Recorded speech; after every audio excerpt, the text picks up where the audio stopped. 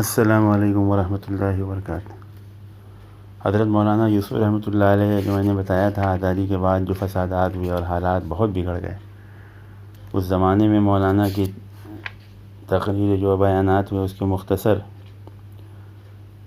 یہ ہے کہ اس راستے میں محنت کرنے والوں کی دعائیں بنی اسرائیل کے انبیاء علیہ السلام کی دعاؤں کی طرح قبول ہوتی ہیں، یعنی جس طرح ان کی دعاؤں پر اللہ جل شانہ ظاہر کے خلاف اپنی قدرت کو استعمال فرما کر ان کو کامیاب فرمایا اور باطل خاکوں کو توڑ دیا، اسی طرح اس محنت کرنے والوں کی دعاؤں پر اللہ جل شانہ ظواہر کے خلاف اپنی قدرت کے مظاہرے فرمائیں گے۔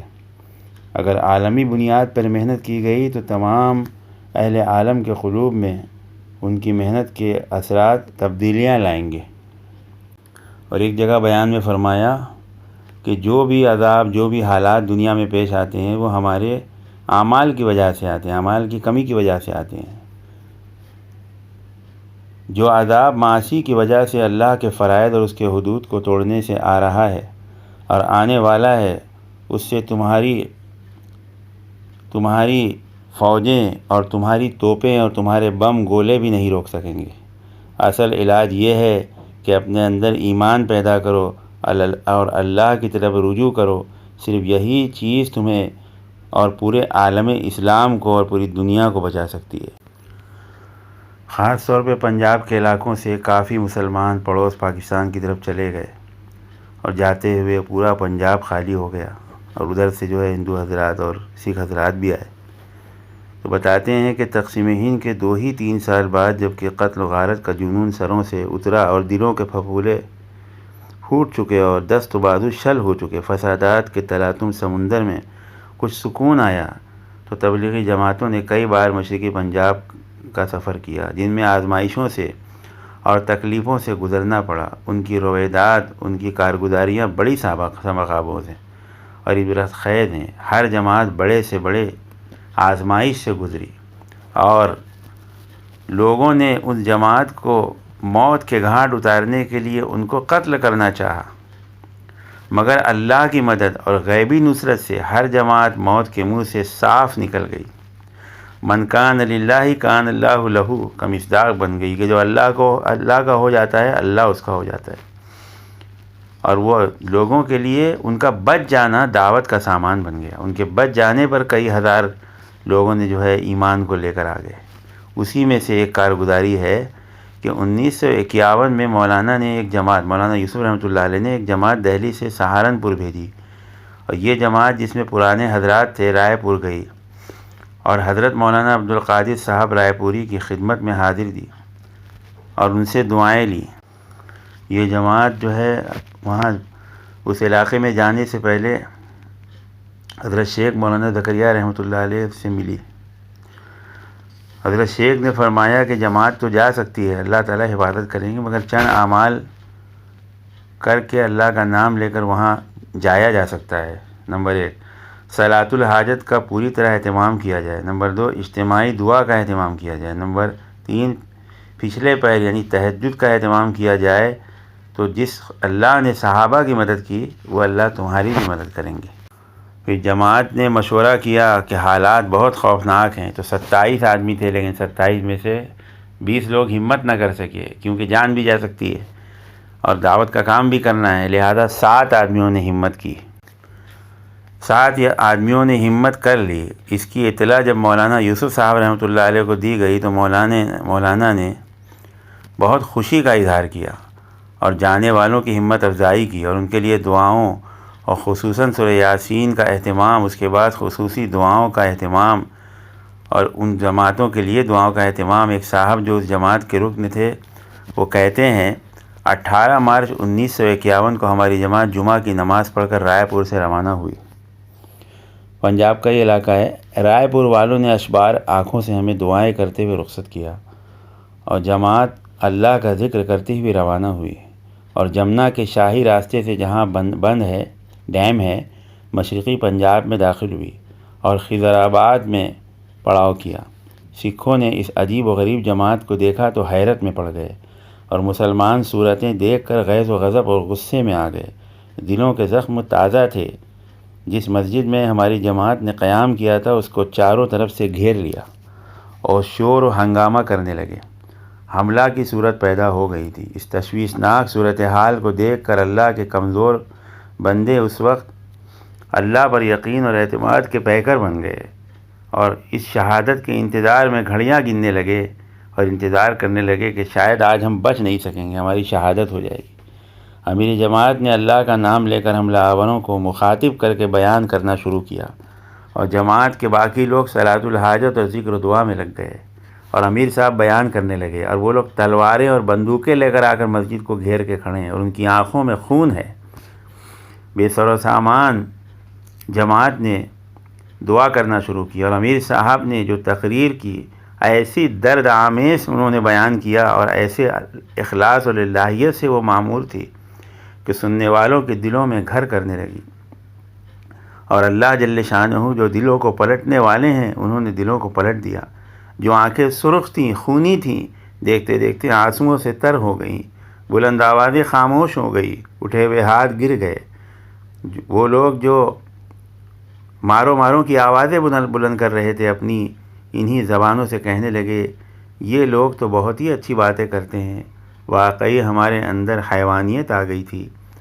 امیر جماعت نے آدھے گھنٹے تک بات کی اور بیان ختم کیا تو ایک لہیم شہیم لمبا چوڑا آدمی کھڑا ہوا اور اس نے اعلان کیا کہ یہ لوگ دہلی سے آئے ہیں، آپس میں امن صلح کی باتیں کرتے ہیں، ظلم عداوت اور انسانوں کے قتل خون کے خلاف بات کرتے ہیں، امن کی بات کرتے ہیں، آپس کی بھائی چارے کی بات کرتے ہیں۔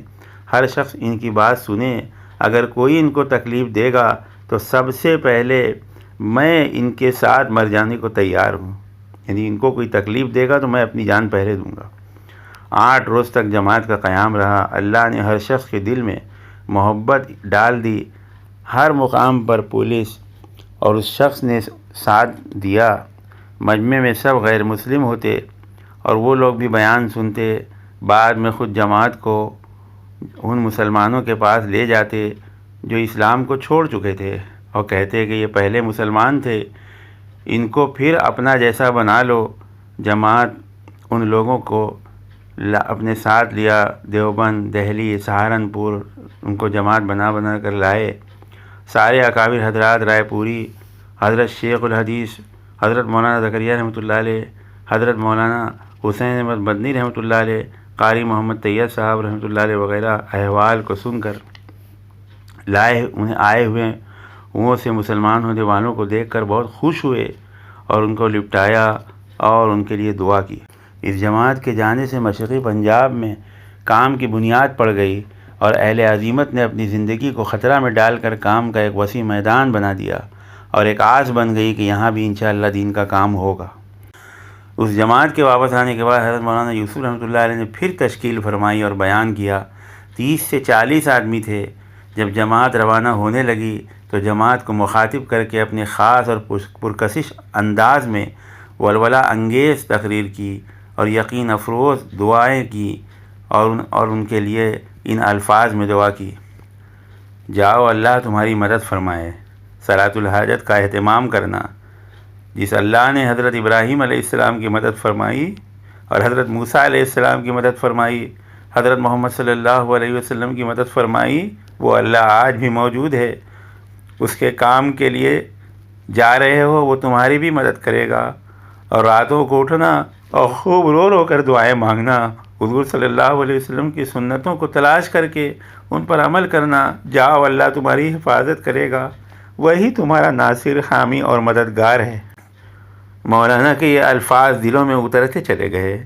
ہر آدمی عزم یقین میں ڈوب گیا اور لوگوں کی آنکھیں آنسوؤں سے تر ہو گئیں۔ اس مبارک جماعت میں ہر ایک شرکت کی تمنا کرنے لگا، لیکن سعادت جن کے حصے میں لکھی ہوئی تھی ان کو اللہ تعالیٰ نے اس سفر کی توفیق عطا فرمائی۔ ایک صاحب جو اس جماعت میں شریک تھے اپنے اس پرخطر سفر کی رودات بیان کرتے ہیں۔ جماعت مولانا یوسف رحمۃ اللہ علیہ کی دعا پر روانہ ہوئی اور مشرقی پنجاب خضر آباد سے ہوتے ہوئے ٹھسکا پہنچی۔ وہاں پر خطرات سامنے آئے۔ پولیس تھانہ پر جماعت کو لے گئی اور آپس میں گفتگو کرنے لگی کہ ان کو کیا سزا دی جائے۔ قتل کیا جائے یا قید۔ جماعت کے افراد نے جب یہ منظر دیکھا کہ پولیس کی آنکھیں پھری ہوئی ہیں اور قتل کرنے کی سازشیں ہو رہی ہیں تو سب کے سب اللہ کے ذکر میں مشغول ہو گئے۔ پولیس انسپکٹر نے جب جماعتی بھائیوں کو ذکر کرتے ہوئے دیکھا تو پوچھا کیا کر رہے ہو؟ امیر جماعت نے جواب دیا کہ ہم لوگ اپنے اللہ کا نام لے رہے ہیں۔ انسپکٹر بولا تمہارے اس کام سے اس ذکر سے زمین ہلتی ہوئی نظر آ رہی ہے، تم لوگ یہاں سے واپس جاؤ، آگے خطرہ ہے۔ پھر اس نے آگے کہا میرے پاس ایک قرآن شریف موجود ہے جو میں نے یہاں کے ایک مقامی مسلمان سے چھینا تھا، وہ امانت ہے، اس کو بھی لیتے جاؤ۔ اس کے بعد جماعت کو رہا کر دیا گیا۔ جماعت نے پھر آپس میں مشورہ کیا۔ امیر جماعت نے فرعون اور حضرت موسیٰ علیہ السلام کے واقعات کو سنایا، حضرت سعد بن ابی وقاص رضی اللہ عنہ کا واقعہ، دریا پار کرنے کا ایک قصہ سنایا۔ پھر پورے اعتماد یقین سے جماعت آگے بڑھ گئی اور پھر راستہ بھٹک گئی، پھر غلطی سے اسی تھانے میں پہنچ گئی جہاں سے انسپکٹر نے روانہ کیا تھا۔ اب اللہ نے اس انسپکٹر کے دل میں جماعت کی ہمدردی ڈال دی۔ اس نے جب اس جماعت کو پھر آتے دیکھا تو اس نے بے خوفی اور ایمان سے بہت ان کے متاثر ہوا، پھر بجائے واپس کرنے کے ساتھ میں ہو گیا۔ جماعت جس بازار اور آبادی سے گزرتی، مرد عورتیں اپنے براندوں سے، اپنے گھروں سے، چھتوں سے اس عجیب غریب جماعت کو حیرت سے دیکھتے اور جماعت ذکر کرتی ہوئی آگے بڑھ جاتی۔ ترائن گڑھ میں جہاں جماعت پہنچی تو مقامی مسلمانوں میں بے حد درجہ خوف و ہراس پیدا ہو گیا۔ خوف کی وجہ سے جماعت کو ٹھہرنے کی اجازت بھی نہ دی۔ غیر مسلموں نے اپنے گرودواروں میں جماعت کو ٹھہرا دیا۔ اس جماعت کی باتوں کو وہ سننے لگے اور مسلمانوں کی نشان دہی کر کے جماعت کو ان کے پاس لے جاتے اور کہتے یہ مسلمان ہیں، ان سے اپنی بات کہیے۔ اس واقعے سے یہ بات واضح ہو گئی کہ جو لوگ بھی صرف اللہ پر بھروسہ کر کے اللہ کا کام کرتے ہیں تو اللہ ان کی حفاظت کرتا ہے۔ کس طرح خون کے پیاسے لوگوں نے اسلام کے نام لیواؤں کی بات سنی اور ان کی حفاظت کی۔ یہ چند جماعتوں کا حال بتایا، باقی سینکڑوں جماعتیں ہیں جو نکلی اور جن سے اللہ تعالیٰ نے بڑا زبردست کام لیا۔ اور حضرت مولانا یوسف رحمۃ اللہ علیہ کی قربانی، مجاہدہ، ان کی دعائیں، ان کا تعلق مع اللہ، اور وہ جب جماعت کو بھیجتے تھے تو مولانا بے چین رہتے تھے، راتوں کو ان کے لیے دعائیں کرتے تھے اور فکر کرتے تھے۔ اللہ تعالیٰ نے بڑا کام لیا۔ اللہ تعالیٰ ہم سب لوگوں کو عمل کی توفیق عطا فرمائے۔